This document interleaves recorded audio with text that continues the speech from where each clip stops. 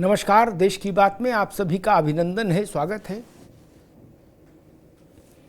इस वक्त भाजपा के भीतर और भाजपा के बाहर दोनों स्थान पर एक ही राजनीतिक प्रश्न सबसे ज्यादा पूछा जा रहा है, और वो प्रश्न ये है कि क्या उत्तर प्रदेश के मुख्यमंत्री पद से योगी आदित्यनाथ को हटाया जा रहा है। ये प्रश्न चुनाव के दौरान भी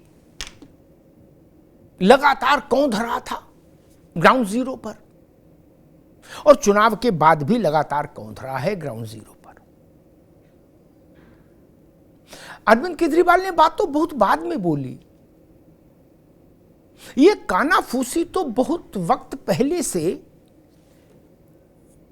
चल रही थी कि भाई इस खबर का उद्गम कहां था ये नहीं पता था किसी को, लेकिन ये चर्चा हर जगह थी कि लग रहा है कि योगी आदित्यनाथ हटाए जाएंगे, कुछ चल रहा है उनके खिलाफ, उनको हटाने की साजिश हो रही है। और लोकसभा चुनाव के नतीजे के बाद तो जो भारतीय जनता पार्टी के अंदर जो कुश्ती शुरू हुई, उसने तो इस सवाल को और पंख लगा दिए और तेज कर दिया कि क्या उत्तर प्रदेश में कुछ बड़ा होने वाला है। तमाम बड़े छोटे नेताओं ने इशारों में इस ढंग के संकेत भी देने शुरू कर दिए कि ना जी बस तय हो गया, होना है, जल्दी होना है, बड़ा होगा। अब जब ऐसे संकेत आने लगे और बड़े नेता इन संकेतों पर सिर हिलाने लगे, तो स्वाभाविक है इस ढंग का प्रश्न सामान्य जनता के बीच भी चला जाता है। अब इस प्रश्न का उत्तर दो ही लोगों के पास हो सकता है, प्रधानमंत्री नरेंद्र मोदी या परामर्शक की भूमिका में राष्ट्रीय स्वयंसेवक संघ का केंद्रीय नेतृत्व। तीसरे के पास तो नहीं हो सकता। तीसरे के कहे से हट भी नहीं रहे योगी। फिर क्या होगा, एक बड़ा प्रश्न है। योगी रहेंगे कि जाएंगे? मेरी जानकारी कहती है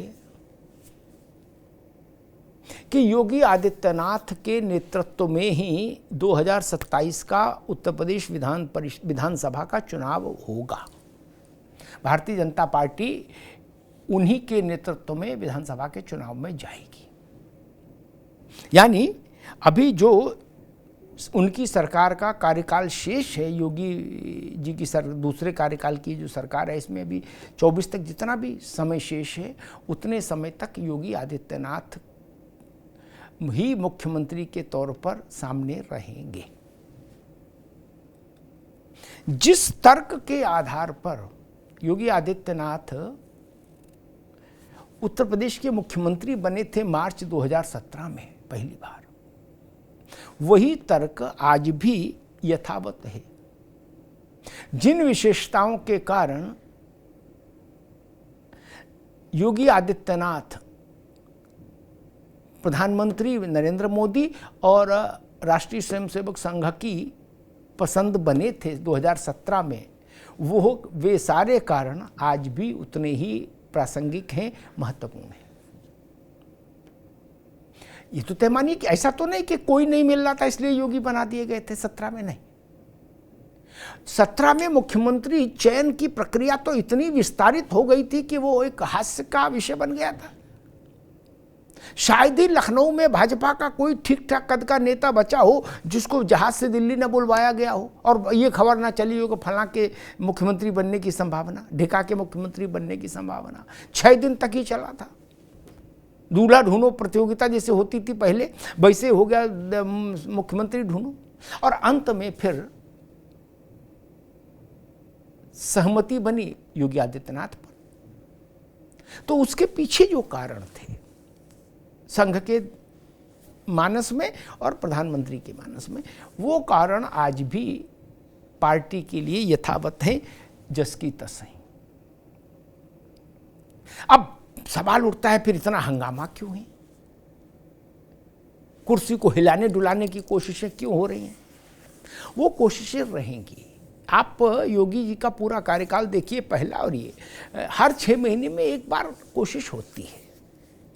कोशिश करना वो लोग के नहीं छोड़ सकते जिनको लगता है कि योगी आदित्यनाथ का इस कुर्सी पर जितना हक है उससे ज़्यादा हक मेरा था। वो लोग कोशिश करते हैं, लेकिन हर छमाही होने वाली अस्थिरता फैलाने वाली कोशिशें अंततः निष्फल हो जाती हैं। आपको याद होगा एक बार योगी आदित्यनाथ के पहले कार्यकाल में उनके खिलाफ 100 से ज़्यादा भाजपा विधायकों को धरने पर बैठाल दिया गया था, फिर वो भी टाइम फिक्स हो गया मामला।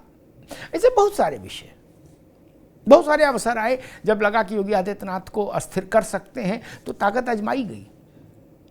और इस बार भी 2024 के लोकसभा चुनाव के नतीजों के बाद भी वही स्थिति है कि ताकत आजमा के देखो। या दो स्थितियां होती, आदमी सोचता है कि या तो सामने वाला शायद अब कमजोर हो गया हो तो भी हिला डुला के देखो, या उसको ये भ्रम हो जाए कि मैं मजबूत हो गया तो भी हिलाता डुलाता है सामने वाले को। इस उत्तर प्रदेश में वही स्थिति है। कभी लगता है कि योगी शायद कमजोर हो गए इसलिए उनके विरोधी उनकी कुर्सी हिलाने की कोशिश करते हैं, या कभी उनके विरोधियों को शायद ऐसा लगता होगा कि हम मजबूत हो गए इसलिए कुर्सी हिलाने की कोशिश करते हैं, मुख्यमंत्री का आसन। लेकिन अभी तक जो स्थिति है वो स्थिति ये है कि योगी आदित्यनाथ कहीं नहीं जा रहे। बीच में आपने सुना होगा, इसी खबरें भी आई थी कि 24 में जब सरकार बनेगी तो योगी जी को मंत्रिमंडल, केंद्रीय मंत्रिमंडल में ले लिया जाएगा और उत्तर प्रदेश में नया मुख्यमंत्री आ जाएगा। वो भी नहीं हुआ। होना होता तो तभी हो जाता जब मंत्रिमंडल में, जब मोदी जी ने और उनके मंत्रियों ने शपथ ली थी, तो वो भी एक झटका लगा। वरना इस उम्मीद पर भी बहुत सारे लोग अपना बिल्कुल शपथ लेने की भाव मुद्रा में थे कि भाई अब तो योगी जी को जाना ही है तो फिर यहाँ तो हम ही लोग रहेंगे। लेकिन योगी जी कहीं नहीं गए, वो वहीं हैं जहाँ थे। भारतीय जनता पार्टी जब योगी के संदर्भ में कोई विचार करती है तो वो मसला केवल उत्तर प्रदेश तक का सीमित नहीं होता। भाजपा के पास ऐसे बहुत कम चेहरे हैं, लिमिटेड एडिशंस हैं, ये समझ लीजिए, बहुत कम चेहरे हैं जिनके पास अखिल भारतीय स्तर पर अपना करिश्मा हो, अपनी एक अपील हो। ऐसे बहुत कम चेहरे, और उन बहुत कम चेहरों में एक योगी आदित्यनाथ भी हैं। पार्टी के भीतर और पार्टी के बाहर ऐसा मानने वाले बहुत सारे लोग, एक बड़ा वर्ग है जो ये मानता है कि नरेंद्र मोदी और नरेंद्र मोदी के बाद सबसे बड़ी मास अपील रखते हैं योगी आदित्यनाथ। इसीलिए आप देखिए, कोई लोकसभा का चुनाव हो या दक्षिण तक के राज्यों के विधानसभाओं के चुनाव हो, पार्टी में सबसे ज़्यादा मांग मोदी जी के बाद योगी आदित्यनाथ की जनसभाओं की होती है, उनकी रैलियों की होती है, चाहे त्रिपुरा हो और चाहे केरल हो। तो पार्टी को ये व्यवहारिक उपयोगिता, उपादेयता दिखती है, समझ आती है।